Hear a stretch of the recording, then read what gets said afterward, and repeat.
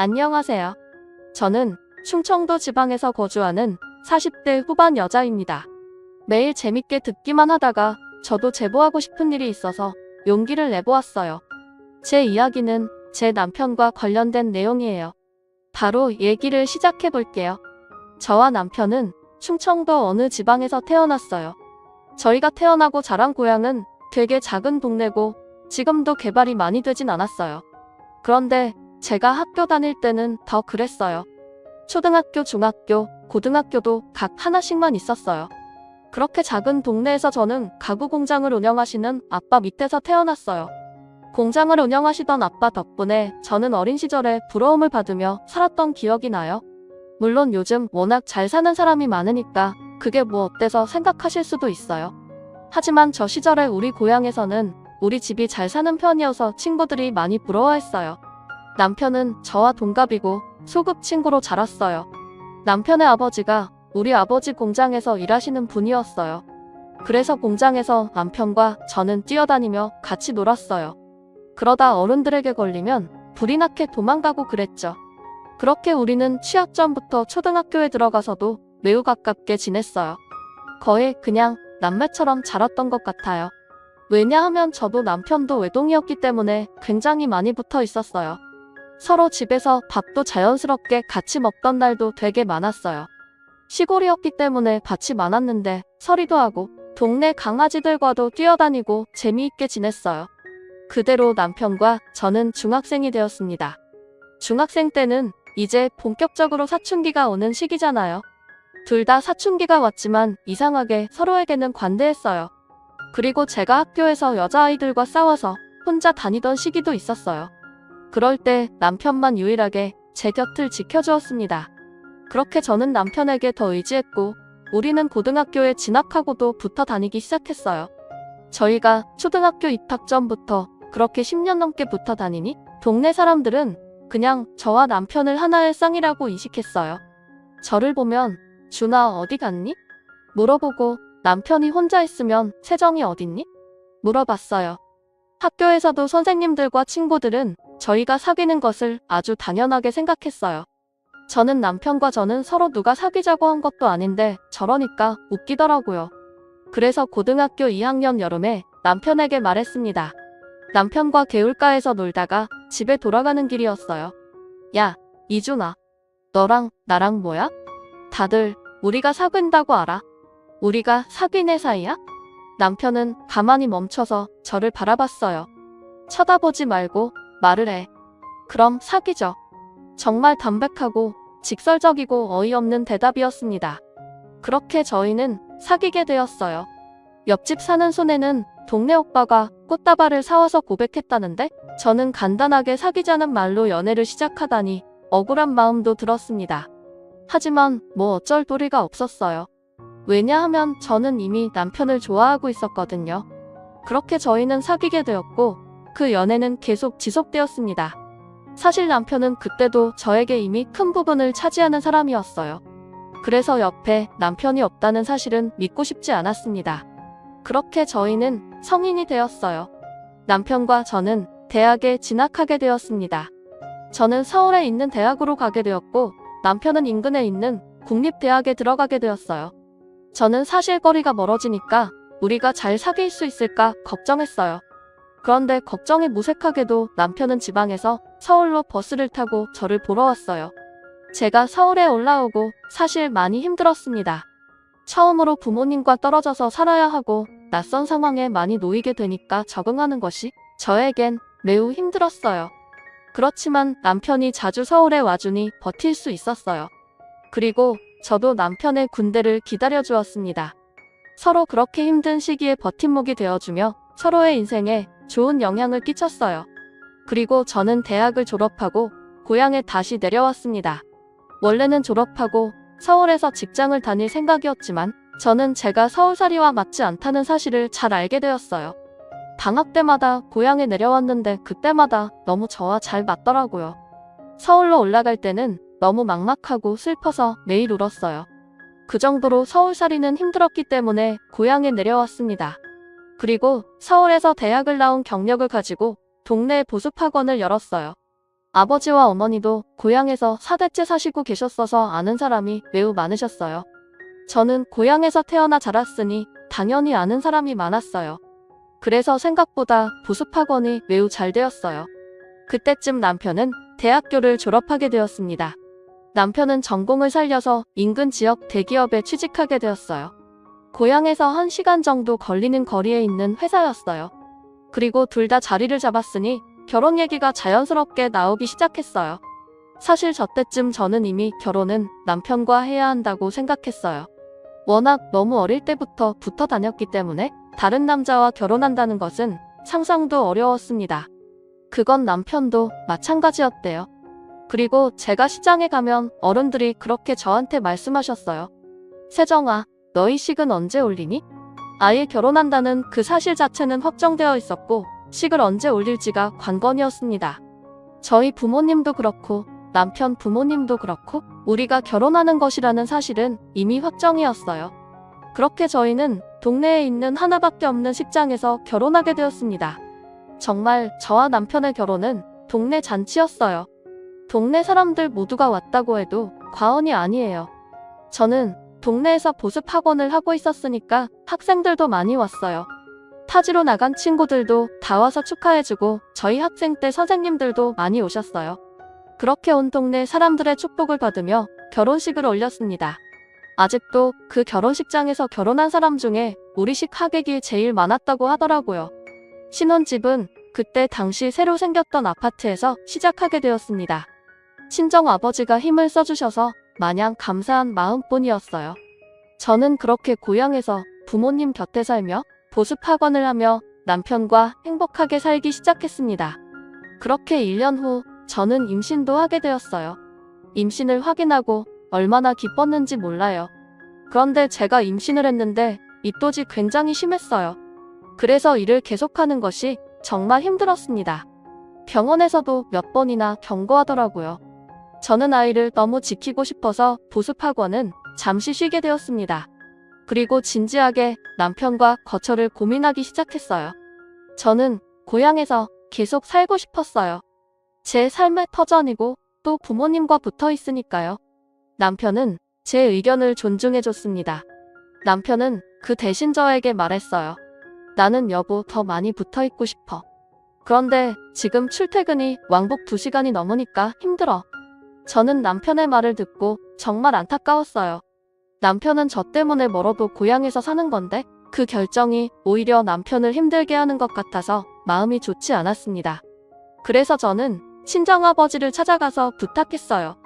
가게 하나를 열어달라고 했습니다. 아버지는 제가 부탁하자 아주 흔쾌히 치킨집을 차려주셨어요. 아무래도 친정부모님이 옆에 계시니까 임신 기간 동안 많이 챙겨주셨거든요. 시부모님도 워낙 어릴 때부터 봤던 분들이라 저를 친딸처럼 여기시던 분들이에요. 몇 번 위험했던 순간들도 있었지만 건강하게 공주님을 출산하게 되었습니다. 남편과 머리를 맞대고 고민한 끝에 아이 이름은 채림이로 지었어요. 부모 마음은 부모가 되어야 안다고 하잖아요. 저는 정말 저 말에 100번 동의해요. 아이가 커가는 모습을 볼 수 있다는 것이 얼마나 행운인지 그때 알게 되었습니다. 남편은 친정아버지의 도움으로 치킨집을 시내에 열게 되었어요. 우리가 학생 때 매일 가서 놀던 곳에 가게를 열게 되니까 기분이 색달랐습니다. 저희가 고등학생 때 같이 학교 끝나고 시내를 돌아다녔거든요. 그래서 치킨집에 교복을 입은 학생들이 오면 어찌나 예뻤는지 몰라요. 저와 남편의 학생 때가 생각나더라고요. 우리 결혼식 때 정말 하객으로 많은 분이 오셨었다고 제가 말했잖아요. 아무래도 시골 특성상 토박이들이 장사해야 사람들이 많이 찾아주고는 했어요. 덕분에 남편의 치킨집도 장사가 잘 되었습니다. 저는 아이가 유치원에 들어갈 때까지는 보습학원을 쉬려고 했기 때문에 남편 치킨집을 자주 도와주러 나갔어요. 아이가 어린이집에서 돌아오면 할 일이 없기도 했고요. 치킨집 운영을 시작하고 바로 옆자리에 분식집이 생겼어요. 분식집 주인은 저와 남편의 동창인 지연이었어요. 지연이도 이 동네 토박이에요. 부모님도 두 분이 아직 고향을 사셔서 저랑도 가깝게 지내던 사이였습니다. 한 가지 안타까운 점은 지연이는 남편과 사별을 했다는 사실이었어요.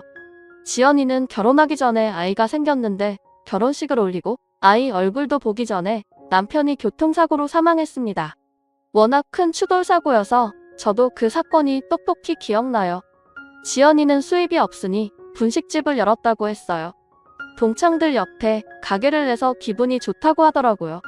그리고 정말 다행인 것이 지연이의 딸 지우가 우리 딸 채림이와 동갑이었어요. 둘이 동갑이고 워낙 동네가 좁으니 둘 다 같은 어린이집에 다녔습니다. 그러다 보니 저는 지연이와 오히려 학창시절 때보다 더 가깝게 지냈어요.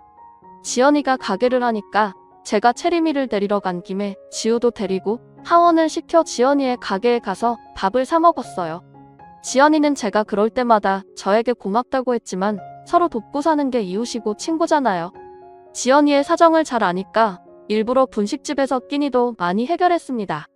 그리고 힘을 써야 하는 일이 있으면 남편이 가서 도와주었어요. 어차피 다 어릴 때부터 알던 사이여서 서로 의지하며 잘 지냈습니다. 유치원에서 소풍 간다고 하면 치킨집과 분식집을 닫고 아이들 소풍도 따라갔어요. 우리 부부와 지연이는 그렇게 아이도 같이 키우면서 행복하게 잘 지냈습니다.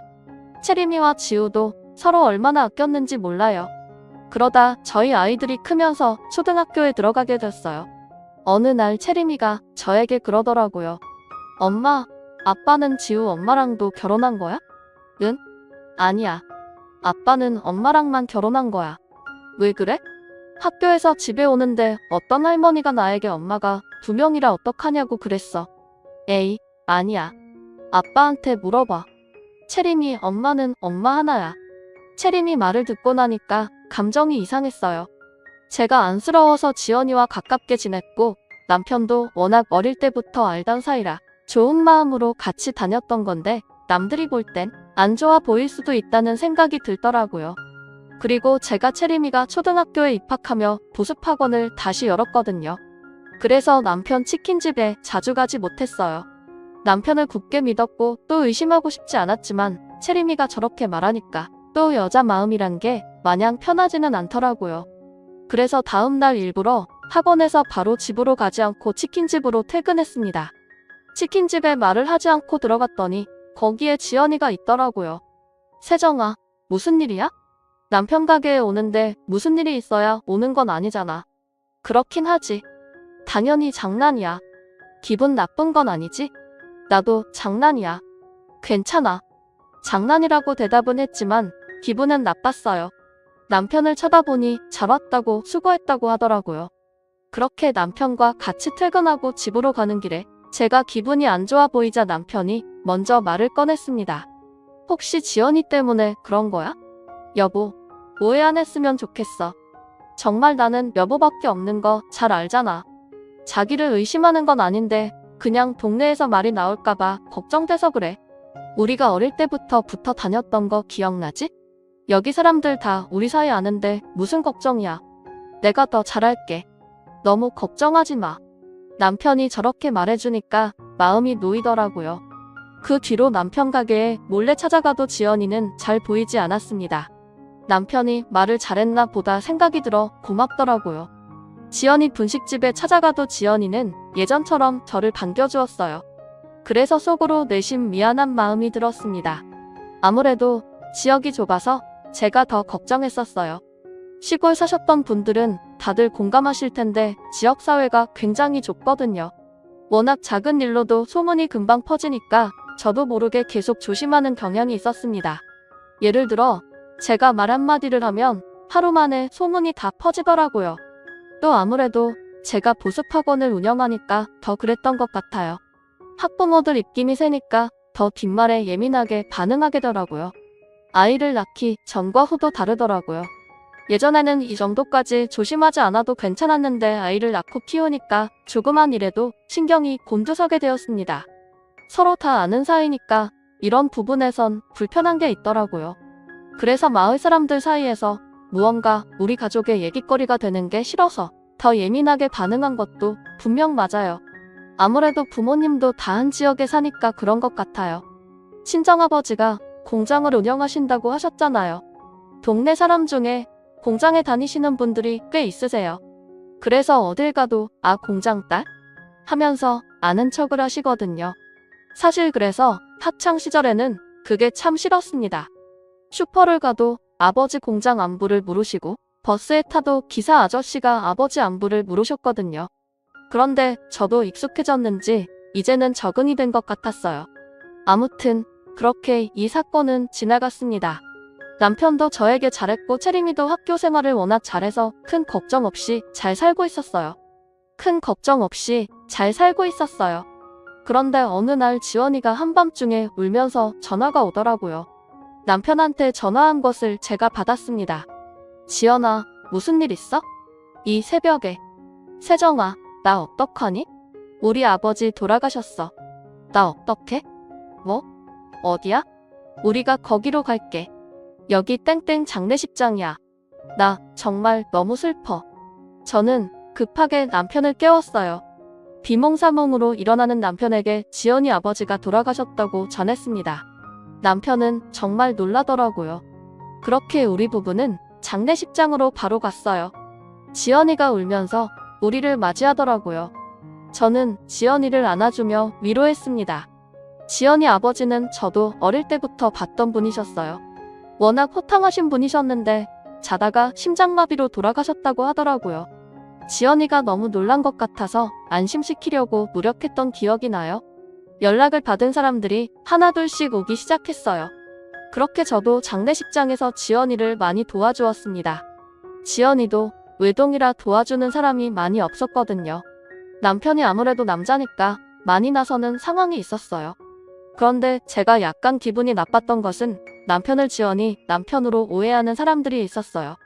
제가 정말 어이가 없었던 부분은 지연이가 그걸 듣고도 부정하지 않더라고요. 이미 오해한 사람들이 있는데 굳이 정정하지 않는 모습을 보며 저는 속으로 기분이 나빴습니다. 하지만 장소가 아무래도 장례식장이니까 제 기분을 티내지 않으려고 노력했어요. 지연이는 아버지가 돌아가신 충격이 매우 컸던 것 같아요. 우리 남편에게 많이 기대더라고요. 저는 그걸 보면서 이건 아닌 것 같다 느끼면서 기분이 나빴지만 장례식이 끝나고 얘기해야지 하며 넘겼습니다. 지금 와서 생각해보면 절대 그냥 넘기지 말았어야 했어요. 제가 기분이 안 좋아 보이는 것을 눈치챘는지 남편이 저에게 다가왔어요. 여보, 장례식장이잖아. 설마 오해하는 거야? 내가 뭘? 아니, 너무 표정이 안 좋아 보여서. 기분이 좋지는 않지. 남편은 오해하지 말라며 저를 안아주었습니다. 그러면서 미안하다고 사과하길래 그냥 장례식장 사건도 이대로 넘겼어요. 사실 뭐라고 한마디 하고 싶었지만 장소 때문에 어쩔 수 없었어요. 그렇게 지연의 아버님이 돌아가신 후 지연이는 눈에 띄게 우리 남편을 부르기 시작했어요.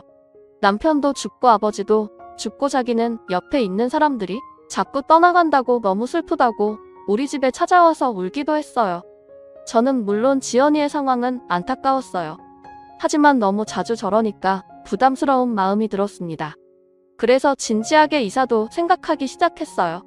고향이라 대학도 서울에서 나왔지만 굳이 내려왔던 것이었는데 뭔가 살면서 불편한 상황이 계속 생기니까 오히려 내가 여기를 피해야 하나 생각이 들었습니다. 그래서 친정엄마한테 얘기를 터놓았어요. 내가 편한 대로 하렴. 사실 엄마는 지연이가 그렇게 마음에 들지 않아. 사실 친정엄마도 지연이를 그렇게 좋아하진 않으셨어요.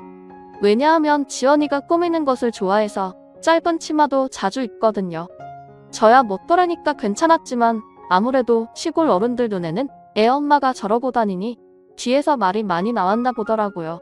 그리고 지연이가 성격이 되게 좋아서 여기저기 말도 많이 붙이는 편이에요. 그래서 아는 사람도 많고 어딜 가도 살갑게 얘기를 많이 하는데 그걸 안 좋게 보는 분들이 많았어요. 예전에는 엄마가 저에게 저런 말을 꺼내시면 제가 하지 말라고 했거든요. 지연이는 제 친구잖아요. 그런데 이제는 엄마가 저렇게 지연이를 욕해도 말리지 않았습니다. 그래도 남편은 저만 바라봤기 때문에 의지하며 살고 있었죠. 그런데 이사 생각은 했지만 가지 못했어요. 왜냐하면 딱 그때 정말 큰 불행이 저에게 찾아왔습니다.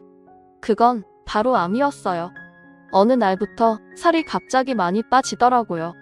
처음에는 요즘 먹는 것도 잘 먹고 괜찮게 지냈는데 왜 이럴까 생각했어요.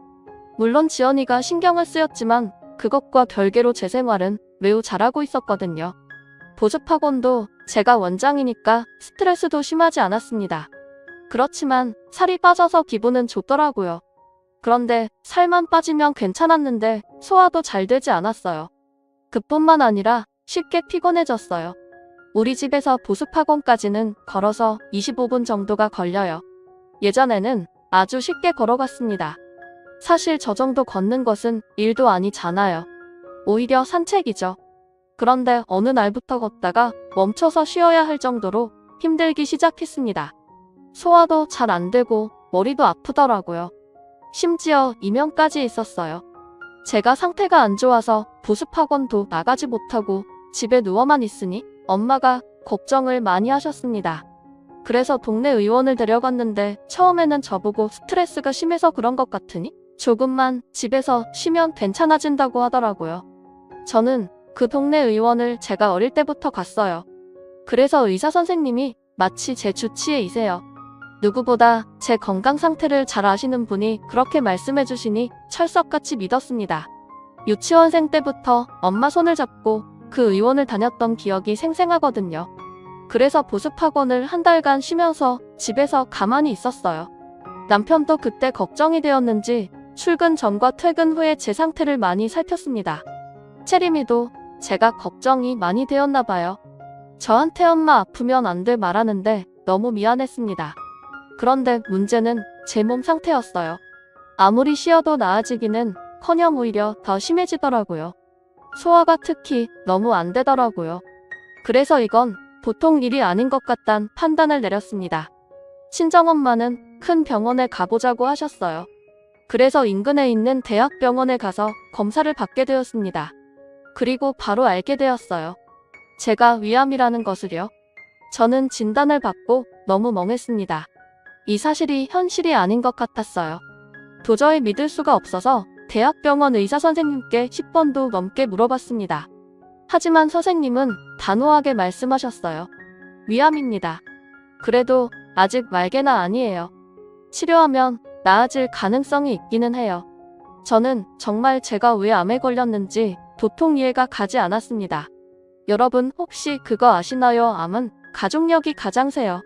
그래서 가족 중에 암에 걸리신 분이 계시면 건강관리를 정말 유심히 하셔야 해요. 그런데 제가 의아했던 점은 우리 가족 중에는 암에 걸리신 분이 없으셨어요. 그래서 사실 암에 걸릴 것이라는 것을 전혀 예상한 적이 없었습니다. 만약 누군가 암에 걸린 적이 있었다면 저도 예상했을 거예요. 그런데 그렇지 않으니 적잖이 당황했어요. 제가 원인을 물어봤더니 선생님은 원인은 워낙 다양해서 특정할 수 없다고 하시더라고요. 엄마는 옆에서 진단을 받자마자 우시기 시작하셨습니다. 사실 우리 친정부모님이 나이에 비해 많이 정정하세요. 그래서 저는 부모님이 워낙 건강하시니까 저도 저렇게 건강하게 살 수 있겠지 생각했어요. 그렇게 암 진단을 받고 집에 돌아오는데 현실이 믿기지 않더라고요. 엄마는 계속 우시고 저는 멍해서 가만히 있었어요. 물론 아직 초기 단계라 충분히 치료하면 완치가 된다고 하셨습니다. 하지만 막막하더라고요. 전혀 예상하지 못한 상황이라 그런 것 같았어요. 남편에게 전화를 걸어 할 말이 있다고 했습니다. 그리고 친정 부모님 댁으로 불렀어요. 남편과 아빠를 앉혀놓고 저의 암 사실을 말했습니다. 아버지는 너무 충격을 받으셨는지 줄담배를 피우셨어요. 남편은 제가 암이라는 사실을 고백하자 울기 시작했습니다. 남편이 울자 친정엄마도 덩달아 또 울기 시작했어요. 저도 사실 울고 싶었어요. 하지만 자꾸 머릿속에 우리 딸 생각이 났습니다. 채림이는 이제 겨우 10살이거든요. 아버지한테 아직 못해준 것도 너무 많은데 이대로 세상을 뜰 수는 없었어요. 그래서 강인하게 말했습니다. 나 완치할 거야. 정말 치료도 열심히 받고 운동도 많이 할 거야. 죽는다는 시한부 선고도 아니니까 긍정적으로 생각하자. 제가 저렇게 말하자 부모님도 그제야 괜찮아지셨습니다. 사실 저런 말을 하는 제 마음은 말도 아니었어요. 일부러 저렇게 말하긴 했지만 어찌나 막막했던지 몰라요. 채림이에게는 어떻게 알려야 할지 고민이 되었습니다. 그래도 사실대로 말하는 것이 가장 좋다고 생각해서 집으로 돌아가서 침착하게 말했어요. 채림이는 예상대로 울기 시작했습니다. 엄마 죽어, 엄마 죽으면 나는 죽어. 나는 어떻게 살아? 저를 끌어안고 엉엉 우는 채림 이를 달래며 말했어요. 엄마 안 죽어. 치료받으면 살 수 있어. 채림아 괜찮아. 엄마 어디 안 가. 채림이는 그날 우리 부부 침대에서 잤어요. 저를 꼭 끌어안고 죽으면 안 된다고 우는데 정말 가슴이 찢어지더라고요. 채림이를 생각해서라도 씩씩하게 치료받아야겠다고 생각했어요. 채림이가 잠들고 저는 뜬 눈으로 밤을 지새웠어요. 도저히 잠이 오지 않더라고요. 제 마음을 아는지 남편도 쉽게 잠을 자지 못했습니다. 제 손을 부여잡고 남편은 울면서 말했어요. 여보, 치료 잘 받자. 어디 가지 마. 나 정말 여보 못 보내. 걱정하지 마. 내가 아까 채림이한테 말했던 거 기억하지? 나 어디 안 가. 저 때문에 우는 가족들을 보는 심정은 말로 할 수가 없습니다. 정말 상실의 아픔은 누구나 겪고 싶지 않은 감정이잖아요. 저도 만약 남편이나 친정 부모님의 암에 걸렸다면 저렇게 행동했을 것 같아요. 채림이가 암에 걸렸다면 저는 살 수 없었겠죠. 그렇게 생각하니 더 치료를 잘 받아야겠다는 마음이 들었습니다. 그리고 친정엄마의 마음도 이해할 수 있었어요. 만약 채림이가 암 진단을 받으면 저는 정말 버티지 못했을 것 같아요. 엄마 마음은 누구나 똑같잖아요. 아마 자식을 키우시는 분들이라면 제 말이 무슨 말인지 이해하실 수 있을 거예요. 그렇게 치료를 받기 시작했습니다. 당연히 보습하고는 그만두었어요. 거짓말을 하기는 싫어서 사실대로 제가 암에 걸려서 그만두게 되었다고 했습니다. 그랬더니 예상 밖의 일이 일어났어요. 글쎄 학부모님들과 학생들이 파티를 열어주었습니다. 꼭 완쾌하고 다시 보습학원을 열어달라는 파티였어요. 사실 말하기 전까지는 걱정도 많이 했거든요. 저는 정말 암 진단을 받았을 때보다 전날 더 많이 울었습니다. 그리고 다들 저를 많이 걱정해 주더라고요. 인류애가 이런 것이구나 느꼈습니다. 어떤 어머님은 제가 우니까 달래주시다가 본인도 우시더라고요. 보습학원 마지막 날 파티를 하는데 학생들이 편지를 주었어요. 그 편지는 아직도 제가 간직하고 있습니다. 저에게 잊지 못할 경험이었어요. 그렇게 저는 항암 치료를 시작하게 되었어요. 제가 살던 고향은 시골이라 대학 병원이 없었어요. 기껏해야 동네 의원이었어요. 그래서 인근 대도시로 치료를 다녔습니다. 왕복 3시간이라 힘들긴 했지만 치료하면 나아질 가능성이 있다고 해서 꼭 참고 다녔어요. 저 혼자 가기엔 힘들어서 남편이 동행했습니다. 남편은 싫은 소리 하나 없이 당연하게 저를 따라다녔어요. 정말 고마운 마음이 들었죠. 그리고 아무래도 병에 걸리면 사람이 우울해져요. 그건 당연한 현상이라고 생각해요. 그런데 남편은 제 옆에서 제가 힘들어할 때마다 지치지 말라며 응원해줬습니다. 제가 암에 걸렸다는 소식은 역시나 마을 전체에 순식간에 퍼졌어요. 다들 제가 지나가면 한마디씩 하더라고요. 조기에 발견해서 다행이네. 금방 나을 수 있어. 걱정하지 마. 어쩌다 걸린 거래요. 많이 아픈가요? 우리 집사람도 암에 걸렸었는데 치료하니까 낫더라. 너무 상심하지 마. 식당에 들어가거나 세탁소만 가도 저에게 암에 대한 말을 하더라고요. 처음엔 응원해주시는 것이 좋았지만 나중엔 제 한몸 추스르기도 힘든데 부담스럽더라고요. 물론 치료하면 요즘은 완치가 된다지만 그 과정이 고통스러워요. 그래도 채림이가 엄마 아프지 말라고 저를 볼 때마다 얘기하고 힘들어해서 채림이를 보고 견딜 수 있었습니다. 엄마 많이 아프면 말해. 엄마 나는 나중에 의사가 될 거야. 그래서 엄마가 그때까지 낫지 않으면 내가 고쳐줄 거야. 정말 제 딸이지만 너무 사랑스러워요. 제가 치료를 받으러 대학병원에 가면 남편은 치킨집 자체를 닫았어요. 일하는 직원도 있어서 열어도 되는데 굳이 문을 닫고 저한테만 신경 써주니까 저는 얼마나 고마웠는지 몰라요. 그런데 어느 날 친정엄마가 저를 조용히 집으로 불렀습니다. 엄마 왜 그래요? 무슨 일 있어? 세정아 놀라지 말고 잘 들어. 너희 남편 바람났어. 저는 이게 무슨 소리인가 싶었어요. 그게 무슨 소리야? 엄마 제대로 말해봐. 이게 뭐? 내가 너 항암 치료도 받고 있고 혹시나 충격받아서 더 안 좋게 될까봐 말 안 하려고 했는데 그러기엔 내가 너무 사위가 괘씸해. 나중에 알게 되면 너를 속이게 된 거라 지금 말하는 게 나을 것 같아. 엄마 침착하게 상황을 다 말해봐. 무슨 소리냐고. 재원이가 말해줬어. 너희 남편 그 분식집 사장 지원이랑 바람났어. 저는 너무 놀랐어요. 일단 남편이 정말 저의 의심이 아니고 진짜로 지연이와 바람났다는 사실도 충격이었지만 그걸 채림이가 말해줬다는 게 너무 충격적이었습니다. 채림이가? 채림이 그 어린 것이 얼마나 착한지 자기 엄마 아픈 거 알고 혼자 끙끙 앓다가 나한테 울면서 말하더라.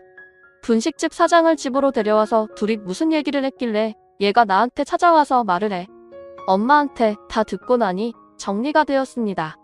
그동안 의심은 근거 없는 게 아니고 오히려 사실이었어요. 바람이라는 것을 알고 나니까 그동안의 행적이 다 떠오르더라고요. 지연이가 치킨집에 자주 간다는 사실은 저도 알고 있었지만 제가 그렇게 불편한 티를 내니까 몰래 만났던 거였어요. 제가 운영하던 보습하고는 시내와 조금 떨어져 있어서 저는 걔네가 어떻게 지내는지 정말 잘 몰랐거든요.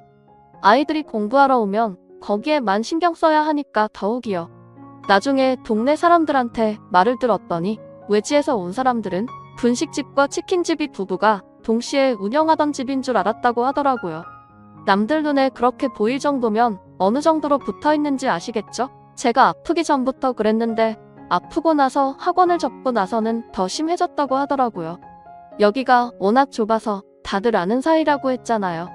가끔 오지랖 넓은 어른들은 지연이에게 유부남이니까 조심하라 하면 지연이가 그렇게 대답했대요. 무슨 상관이세요? 그걸 심지어 아이들도 이상하다고 여겼나 봐요. 언니 딸인 지우가 채림이에게 우리 엄마랑 너희 아빠 결혼해. 그럼 너희 엄마는 어떻게 이런 말도 했다고 하더라고요. 아이들이 혼란스러울 정도로 붙어 다녔다는 것을 알자 정말 배신감에 온몸이 부들부들 떨렸습니다. 가장 충격적인 것은 채림이가 있는 집에 지연이가 왔었나 봐요. 채림이 안녕. 이모가 잠깐 반찬 주러 왔어. 채림이는 그때 마침 태권도 도장에 가야 해서 인사하고 나왔었다고 해요. 그러다 깜빡하고 못 챙긴 게 있어서 다시 집에 들어갔는데 방에서 지연이와 남편이 대화하고 있었던 거죠. 그런데 대화 내용이 정말 충격적이었어요. 보험금 타면 내 차부터 바꿔줄게. 얼마 남지 않은 것 같지? 기다려봐. 정말 자기야, 나 기대된다. 지금부터 차 고르고 있을래. 가방도 사줄 거지? 당연하지. 원하는 가방 있으면 미리 백화점 가서 골라. 저렇게 방에서 떠들던 소리를 채림이가 방 앞에서 다 들었다고 하더라고요. 채림이는 듣고 혼자 태권도도 가지 않고 길가에서 울었다고 해요. 10살이라서 아예 아무것도 모르는 나이는 아니거든요. 그래서 처음엔 혼자만 알고 있으려고 하다가 외할머니 그러니까 우리 친정엄마한테 가서 말한 거라고 했어요. 저는 정말 그걸 다른 사람도 아니고 우리 딸이 들었다고 생각하니까 업장이 무너졌습니다. 남편과 지연이에 대한 배신감은 말로 할 수가 없었어요. 정말 지연이가 괘씸했던 것은 제가 중간에 불편한 티를 내면 장난이라고 저를 긁었잖아요.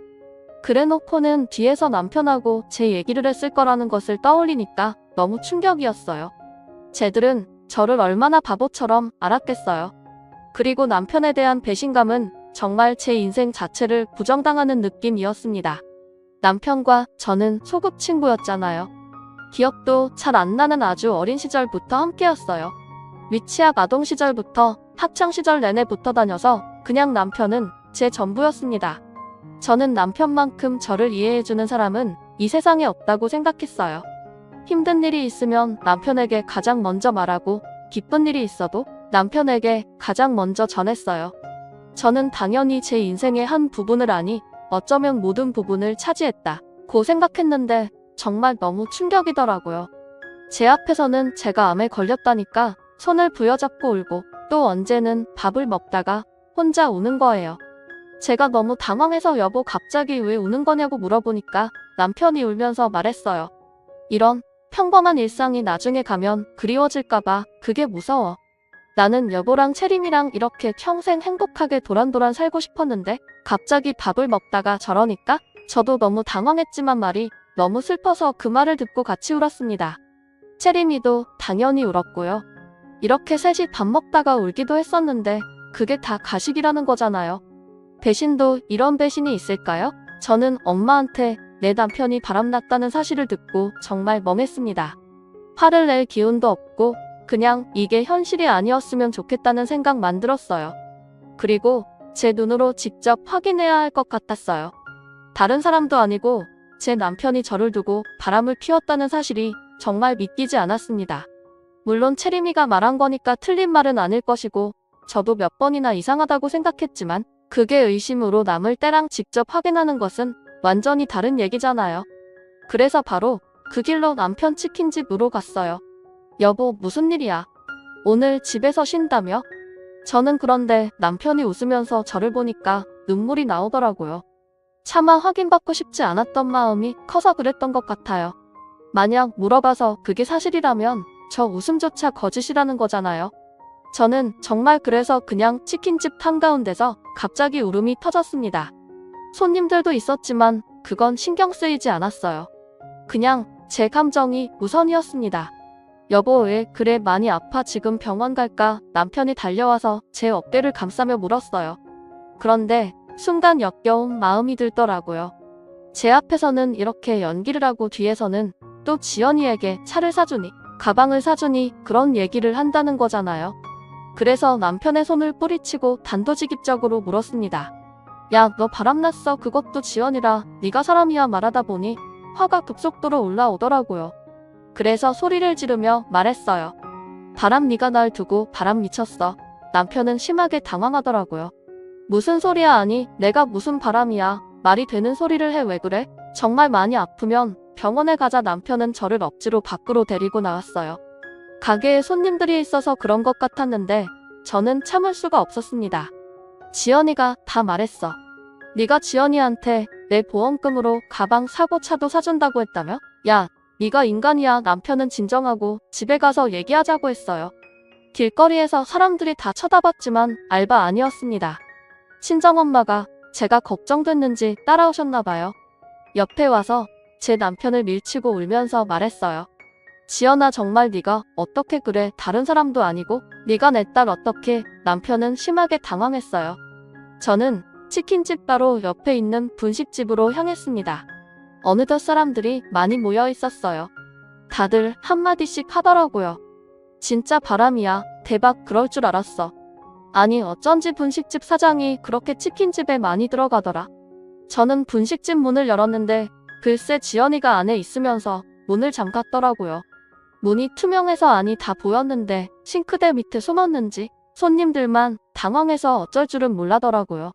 안에 있던 손님이 문을 열어줘서 저도 안으로 들어갔어요. 야, 이지연, 나와 친정엄마도 들어와서 지연이를 같이 찾았습니다. 역시나 싱크대 밑에 있더라고요. 제가 지연이에게 네가 어떻게 그러냐고 따지니까 지연이는 생각보다 덤덤했어요. 아니, 오히려 뻔뻔했어요. 저렇게 뻔뻔해야 유부남과 바람이 나는가 봐요. 너희 남편이 내가 좋다는데 어떡하니? 그럼 남편 관리를 잘하던가. 너 그게 나한테 할 말이야. 못할 말은 아니잖아. 그리고 가게 나가줬으면 좋겠는데 계속 그러고 있으면 영업방해로 경찰에 신고할 거야. 너무 뻔뻔한 모습에 저는 눈물이 나왔습니다. 남편은 아니라고 부인했지만 지연, 네가 확인을 해준 거잖아요. 아니라고 믿고 싶었는데 사실이라니 정말 슬펐어요. 하필 내 남편의 불륜 상대가 나도 알고 심지어 친하게 지내던 친구라. 이게 진짜 말이 되나요? 여러분, 그동안 저를 두고 뒤에서 얼마나 그들끼리 즐거웠을까요? 그걸 생각하니 더 마음이 아팠습니다. 심지어 우리는 아이도 있었잖아요. 각자 딸도 있고 2명이 동갑이라 친하게 지냈는데 도대체 무슨 마음이 길래 불륜을 저지른 건지 궁금했습니다. 지연이의 뻔뻔한 말에 친정엄마는 충격을 받아서 쓰러지셨죠. 정말 난장판이 따로 없었습니다. 사람들도 지연이에게 한마디씩 했어요. 아무리 그래도 유부남을 건들면 어떡해요. 아니 셋 다 도박이면서 너무하네. 어린 시절부터 봤을 텐데 지연이는 정말 당당했어요. 나가세요. 영업방해로 당신들 다 신고할 거야. 그리고 정말 경찰이 신고했는지 순찰차가 왔습니다. 저는 정말 너무 허탈하고 충격이 컸어요. 저는 친정 부모님 댁으로 가서 누워 있었습니다. 도저히 집에 갈 수가 없었어요. 우리 집에 지연이가 들어왔다는 사실을 듣고 나니까 꼴보기도 싫었습니다. 채림이는 제 옆에 딱 달라붙어 있었어요. 친구들이 나한테 이제 지우 엄마가 내 엄마냐고 계속 물어봤어. 나는 그럴 때마다 아니라고 했는데 너무 슬펐어. 그런데 엄마가 아프니까 더 슬펐어. 엄마 아프지 마. 저는 저의 충격도 충격이었지만 채림이가 받은 상처도 크다고 생각하니 가슴이 찢어지는 것 같았습니다. 남편의 바람 소식을 들으니까 친정 아버지도 화가 많이 나셨어요. 남편은 집이 여유가 있지 않았습니다. 그래서 우리 집과 치킨집도 친정 아버지가 다 해주셨거든요. 그리고 남편의 아버지 저에겐 시아버지죠. 시아버지도 젊었을 때 능력 없어서 아무것도 못하고 있으니까 우리 아버지가 당신 공장에 취직시켜 주시기도 했어요. 정말 이렇게 아주 예전부터 우리 집이 도와주었는데 돌아오는 건 불륜이라니 너무 슬펐습니다. 남편은 그날 어디서 잤는지 모르겠어요. 아마 우리 집에 왔을 수도 있겠죠. 저는 불륜 사실을 알고 나서 단 한 번도 우리 집에 가지 않았습니다. 그 집에 가는 것 자체가 역겹더라고요. 어차피 집은 저희 아버지가 해주신 거라 제 명의여서 그대로 부동산에 말했어요. 헐값에 내놨으니 금방 팔릴 거라고 하더라고요. 부동산 사장님도 저에게 위로의 말을 건네더라고요. 이미 소문이 퍼진 것 같았습니다. 하지만 제 잘못은 아니니까 그냥 씁쓸하게 웃기만 했어요. 집은 외지인이 우리 고향에 올 예정이었는데 그분이 사셨습니다. 집이 팔렸으니 남편은 나가야 하잖아요. 물론 남편이 우리 집에서 계속 있었는지 지연이 집에 갔는지는 모르겠어요. 남편에겐 전화도 많이 왔습니다. 저는 일부러 받지 않았어요. 그냥 정말 묵묵부답으로 일관했어요. 분식집과 치킨집은 폭삭 망했어요. 왜냐하면 동네에 소문이 쫙 퍼져서 아무도 안 갔거든요. 또 사실 그 두 개의 주된 고객들은 우리 친정아버지 공장 직원들이었거든요. 아버지가 팔아주신다고 정말 매일같이 주문하셨거든요. 그런데 그 둘이 불륜이니까 너무 괘씸하잖아요. 아버지 공장 사람들도 아버지를 굉장히 신뢰하고 좋아하셨는데 소식을 듣고 나서 아예 사적으로도 방문하지 않았더라고요. 또 이런 시골에서는 동네 장사라 평이 굉장히 중요해요. 그런데 여기서 모르는 사람이 없으니까 사람들이 수군대더라고요. 지나가면서 보니까 분식집은 이미 망해서 임대종이가 붙어 있었습니다. 남편은 저를 수십 번 넘게 찾아오고 전화도 했어요.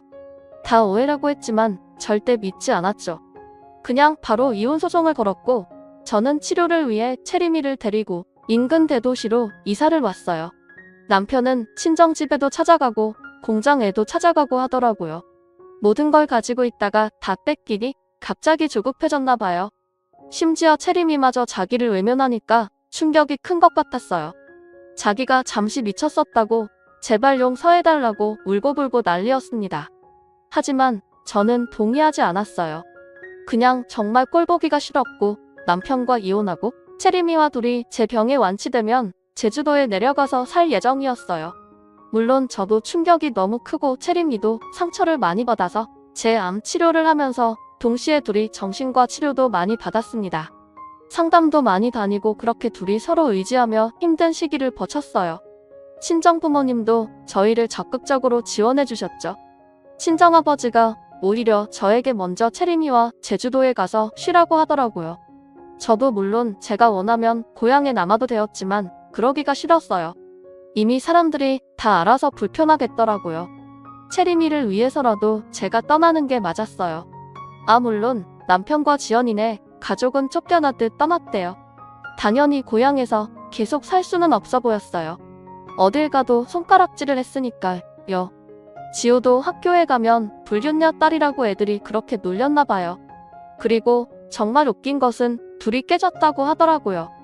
저는 사실 그렇게 난리가 나고 둘이 같이 살까봐 그게 걱정이었는데 둘이 대판 싸우더니 서로 내 탓이라고 했다고 하더라고요. 남편은 소송 때문에 종종 보는데 볼 때마다 저를 붙잡고 늘어졌어요. 실제로 무릎을 꿇으며 제발 한 번만 용서해달라고 하더라고요. 물론 저는 넘어가지 않았죠. 지연이는 어떻게 사는지 저도 모르겠어요.